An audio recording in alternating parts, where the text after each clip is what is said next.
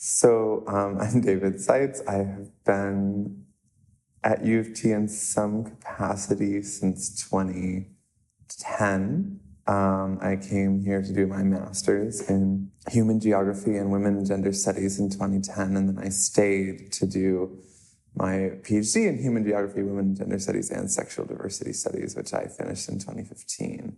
So I met Rolf Karl right over there at the GSU pub at the LGBT graduate student social on the patio over there in probably August or September of 2010.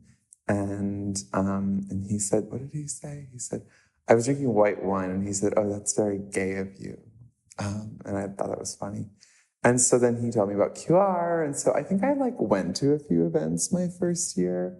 I remember going to one or two of the events and the turnout varied, but sometimes the turnout was quite huge. So I remember being very impressed with that.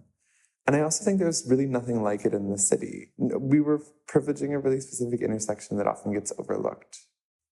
I think religion often gets subsumed into conversations about race or ethnicity or culture. And I think that it's a little more complicated than that, even though it's often connected to those things.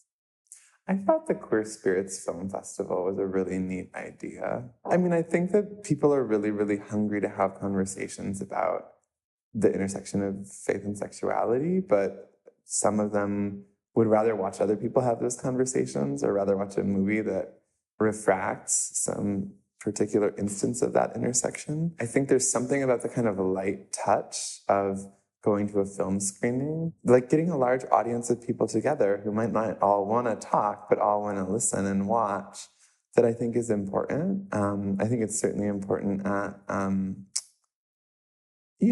such a racially diverse and diasporic city, where I think people are often made to feel like queer people of color, queer diasporic people are often made to feel illegible in multiple communities in multiple different ways, and religion often has a big role in that for reasons that are complicated. So I think it was cool that we did that.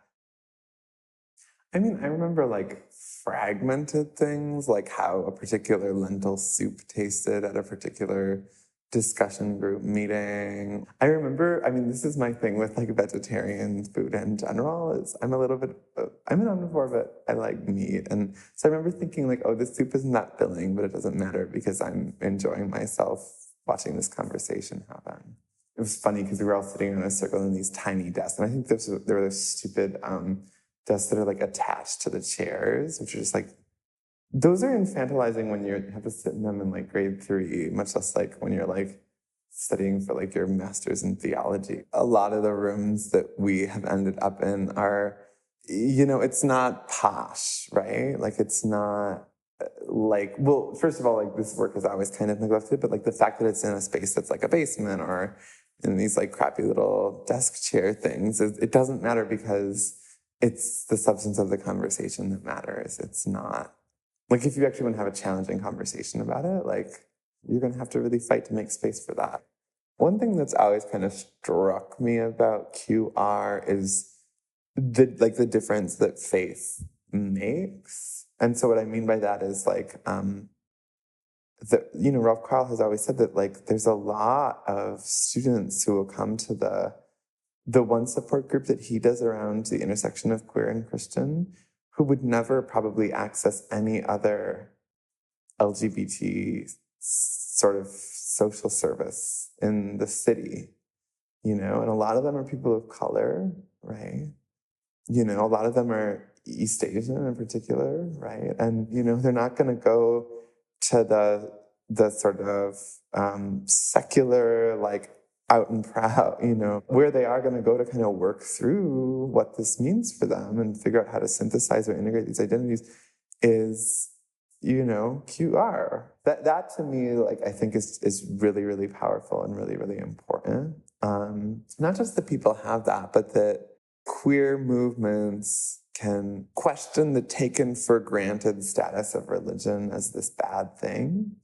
That they can, if you say your politics are queer and you say you want to be intersectional about that, that means you have to respect the complicated role that religion plays in people's lives, you know?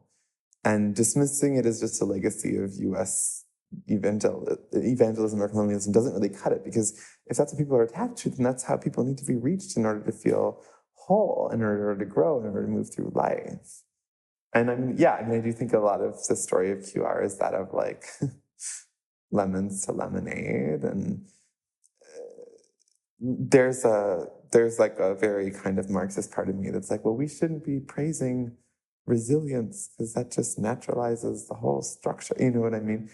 But I don't think that's quite right. I think you can praise resilience and also ask for more. You know, like QR should be better funded, and everybody said that all along. You know, and they've also done what they could with what they had, and it's been very much a labor of love.